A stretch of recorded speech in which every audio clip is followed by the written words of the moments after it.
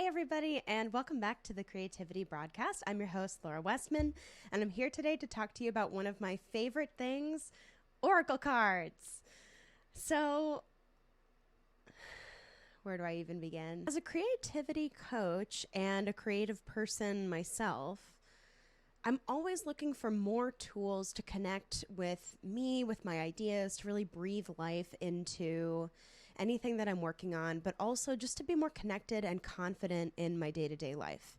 And for me, Oracle cards are one of those amazing ways where we actually get to receive some information, get some reflection in a way that speaks to us, but it's a little bit through someone else's lens. An Oracle card deck is a really fabulous way to enhance your creative practice. And so in this video, I'm going to tell you a little bit about how they relate to creativity and then some tips if you're interested in getting into Oracle decks, where to begin and how to start. Okay, so first of all, I just want you to know I'm a coach, I'm a creative person. I'm not an expert in divination, okay? So I'm going to share with you what I have learned so that you can use this for whatever you want, okay? But I'm not claiming to be like an expert in Oracle cards or tarot or anything like that, okay? So for me, Oracle cards are this really wonderful way to receive reflections and communicate with myself. And if you have read my book or taken any of my courses, or you just are familiar with my channel, you'll know that for me, my creativity is probably the most intimate connection that I can have with myself. And that's a really important relationship.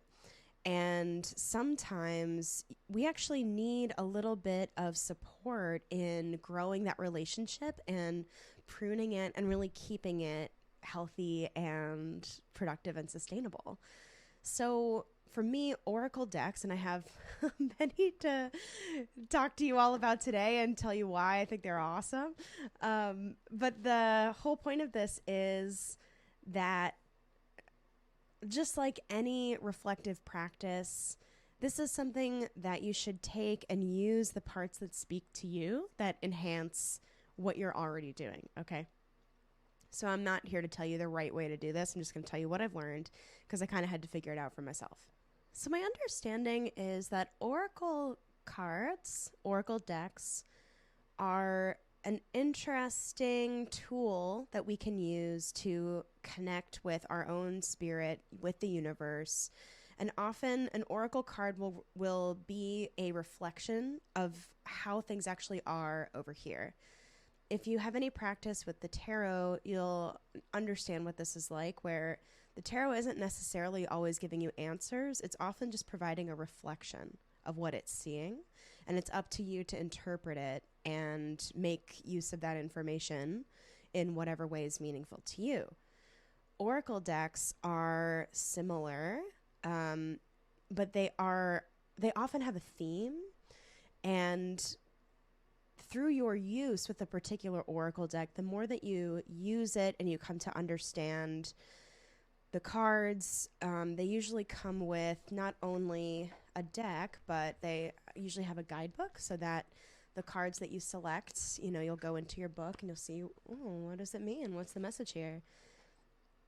And you'll start to learn not only what are the different themes of the deck and which themes are going to be useful to you at what times. Those are things that you learn just by getting to use them, by using them more frequently. But you'll also start to understand your relationship with what those messages actually mean. So for example, this one I just flashed at you all. This is actually my first Oracle card deck I ever received. One of my coaches, Natalie Forsyth, who I just adore, recommended it. It's by Alana Fairchild, who is an amazing creator, spiritual.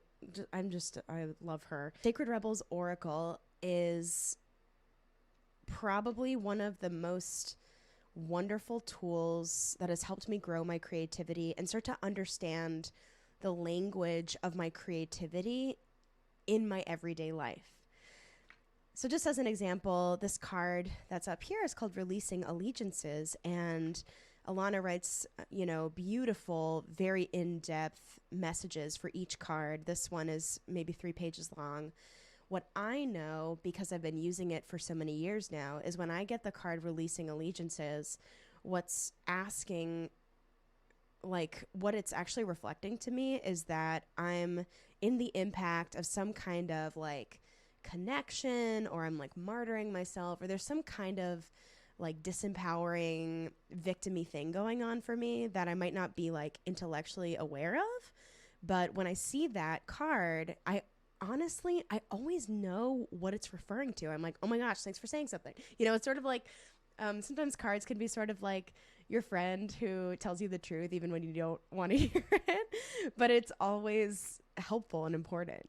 So all this is to say that there's no like one way that you should be using oracle cards. Different decks will have different messages. Some might resonate with you at different times for different purposes.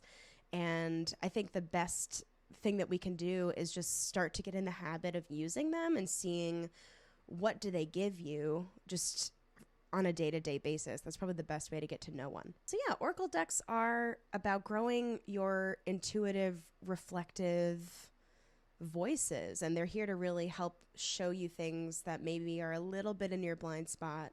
I'm never really a fan of any sort of card practice that makes you feel like you're being slapped in the face, or like it's showing you something that you're like, no, I don't want this.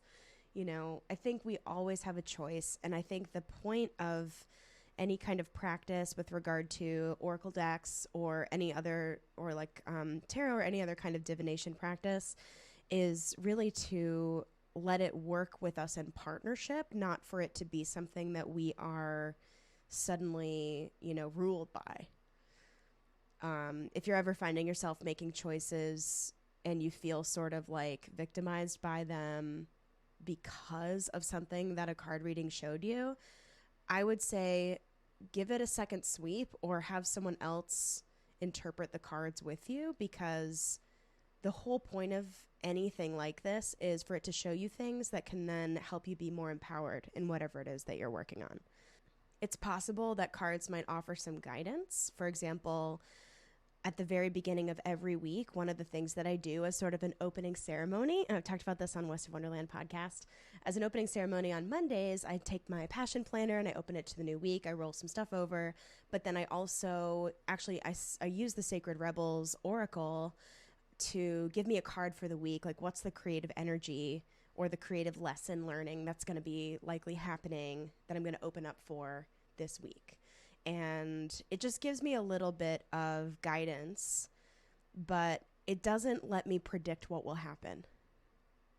So the guidance is more in line with what are some of the subtle energetics that I should be listening for this week, not what should I do about this thing. Often oracle cards are pointing to who we are being or not being, not what we should or shouldn't do. Those are really different things. So if you're new to oracle cards and you're interested in getting into them, there's a million billion. I have 1, 2, 3, 4, 5, 6, 7 of them, and probably more back there. And I think the best way to get started is, number one, if you have a friend who's really into them, you could ask for a recommendation, or like if you're one of my friends, you should text me and be like, here's $30, buy me a deck. And I'll pick one out that I think you'll like. That's always kind of fun to receive something like that. But also you could go to a local, mystical shop, and actually just look around and see what is intuitively piquing your interest. The way that I've gotten a number of oracle card decks is simply by just being out and about and being really attracted to either the artwork or the messaging behind a particular deck. So this one, for example, this is Matt Hughes' Dreamscape Oracle. And this one obviously caught my attention because look at this beautiful artwork, and it's got this great gold foil detailing. And dreams really speak to me as just a way to communicate with myself, but it's also a way to kind of play in my imagination. And so I'm always interested in dream work and ways to kind of incorporate my dream world into my reality. So the Dreamscape Oracle was really interesting to me.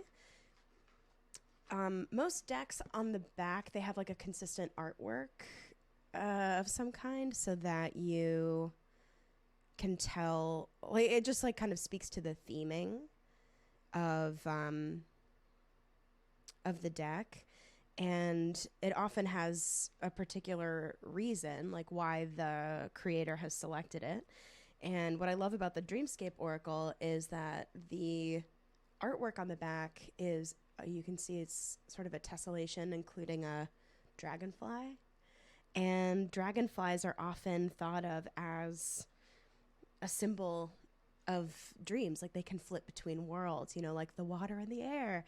And so in that way, when we are flitting between our worlds, between our physical world, our waking life, and our dream world, we're also going between worlds. I just think that's really cool and special. So the Dreamscape Oracle is really interesting because I thought it would be sort of like airy fairy floaty, and it's actually really real. Like there's a lot of in the deck, there's a lot of cards that have to do with like weighing possibilities, making difficult choices. It kind of makes sense because often our dreams aren't always pleasant. You know, they're not giving us just one side of our subconscious or our experience. And so the Dreamscape Oracle similarly is also kind of flitting between like, you know, positive, loving messaging, or helping you interpret dream work in that way. And also, you know, it has some really intense energies in it too. So it's kind of a fun one. It's really cool. So in terms of how to use an Oracle deck, when you get an Oracle deck for the first time, you're going to unwrap it. And a lot of decks these days will come in a really beautiful box. This is one I'm really pleased to highlight, the Sensible Witch Oracle. This is made by one of my favorite people in the universe, Christina Stathopoulos. She is a coach, and her brand, The Sensible Witch, is just absolutely magical. So the Sensible Witch Oracle, you'll see we've got this beautiful guidebook to help you interpret the cards. And then we've got a bunch of cards here. They're very colorful, etc. So usually what you want to do is give yourself a little bit of time to kind of, you know, look through the guidebook. Often the guidebook will give you an introduction to the vibe of that deck and the perspective that it's going to be reflecting through. The guidebooks often will also suggest different spreads. So spread is just a word for like how many cards are you pulling and in what configuration, and what interpreting can we do for that? Like what does the number of cards and the orientation of them get to mean? So just for example, let's see, I'll do a little card pull here for you all just as an example. So we're going to do one that's pretty common. This is also a spread that is very common for people who like to use the tarot. We're going to call it a past, present, future. So I'm going to shuffle these cards, and what we're going to do is pull 3 cards. One will represent the past, one will represent the present, a reflection of what's currently here, and one will represent the future. So I've never done this on YouTube before. We're just going to see what this is like. And you will be able to interpret these messages for yourself and actually see what they reveal to you. So I'm going to be really specific. When you're doing a card pull, it's nice to take a moment and get clear on your intention for the card pull. So for example, my Monday card pull is the simple question of what's the creative growth for me this week, and I pull it and it shows me. So for this one, I'm going to say, can you reflect the energies, past, present, and future, for the creative world of the people watching my YouTube channel? Okay, let's see, past, And I'm just kind of letting my fingers show me. Sometimes in my mind's eye, I can see a little arrow sort of showing me where to go. So that's what I'm doing here. I don't know if other people do that. It's just how it is for me. Present here.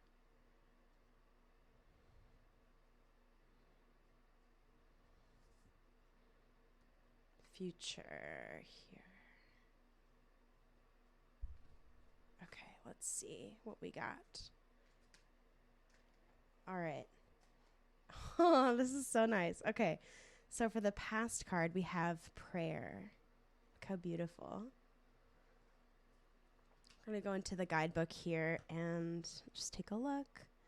What number is she? XIX. Oh, Roman numerals. 19? Okay, let's see.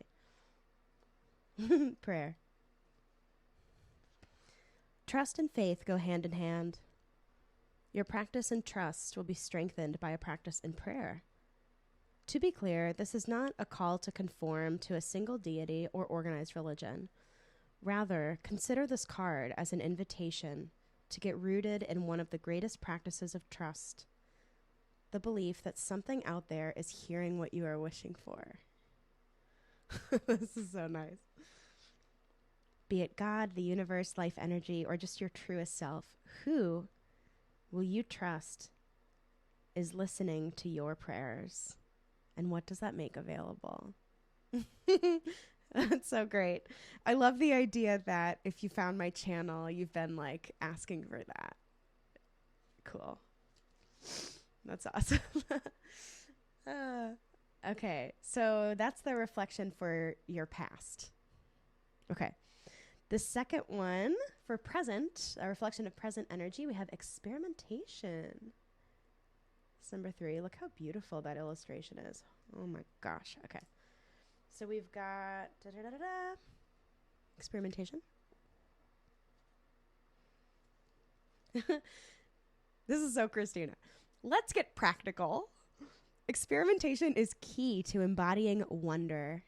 So what are the access points to experimenting in your life right now? What small tweak can you try this week? Or what new element can you add into your life that might create the experience you desire? When this card appears, you are being invited into blending your practical sensibilities with your imagination. Okay, this is awesome. Look for spaces and containers that allow you to get messy, creative, or simply feel fully expressed on purpose. If this card appears when you are feeling scattered or all over the place, consider the value in experimenting with one small change at a time rather than everything all at once. That's so amazing. This is kind of crazy because I don't know what this is meaning for you watching this, but for me, that's like the essence of everything I try to create in my creativity courses and my book and this everything.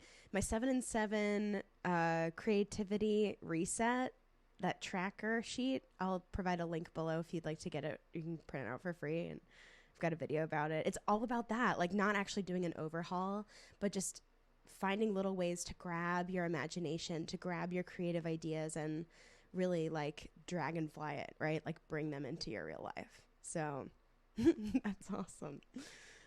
Okay, and then for the future card, we have presence. This beautiful nautical imagery. We have the sea, we have a pink sky, we have a purple octopus. Okay, XXV 25? Yes. Presence. Presence will prove crucial on your journey of connection. Too often, we fall into the trap of creating connection from past hurt or future worry. I won't interact in that space because of what happened last time. I can't approach that person. What if they don't like me? Oh. When you look too far forward or back, you miss what is right in front of you, pure opportunity. When this card appears, consider taking notice of your presence. Notice how long you can be in the current moment. Track as your thoughts start to drift elsewhere. Connect to your presence so as to connect with others. Oh, Christina, that's so beautiful. Wow. It's also making me really emotional. I've got to call her and ask about the design of this card. A couple of years ago, I was doing a lot of really intense healing work and starting to open up to a new relationship with my spirit, with the universe, and feeling more of a sense of like faith in life, essentially. And I was in a guided meditation, and in the guided meditation, I was supposed to be connecting with, I don't know, the universe or something. And the universe sort of like showed up on this park bench next to me in the meditation, and it was like a giant octopus. And I was like, ah! And it was like, oh, I'm sorry. And it like shrunk down really small so that I could like deal with it being there. And it's so funny. I haven't thought about this in a long time, but that little octopus was so loving. And sometimes when I would get scared, like the whole year following that, I would just imagine that little octopus like under my desk or clinging to an airplane that I'm flying in, or, you know, something, just to remind myself that I'm supported and I'm not alone. And also octopus in general, octopuses, octopi are just like really cool creatures. So very magical beings. Christina Stathopoulos, everyone. Such a magical person. Anyway, I can't believe how much I cried during this video. All right. Well, there's your reading from the Sensible Witch Oracle. If you need any recommendations about where to begin, Sensible Witch is super cool, really easy, friendly deck if you're new, but also lots of nuance if you're kind of a more sophisticated card reader. Like I mentioned before, I love decks by Alana Fairchild. I've got her White Light Oracle. It's kind of a more healing energy versus Sacred Rebels, which I use for more actively creative situations. I really love Denise Linn, Sacred Destiny Oracle. Her work is very nature inspired. It's absolutely beautiful.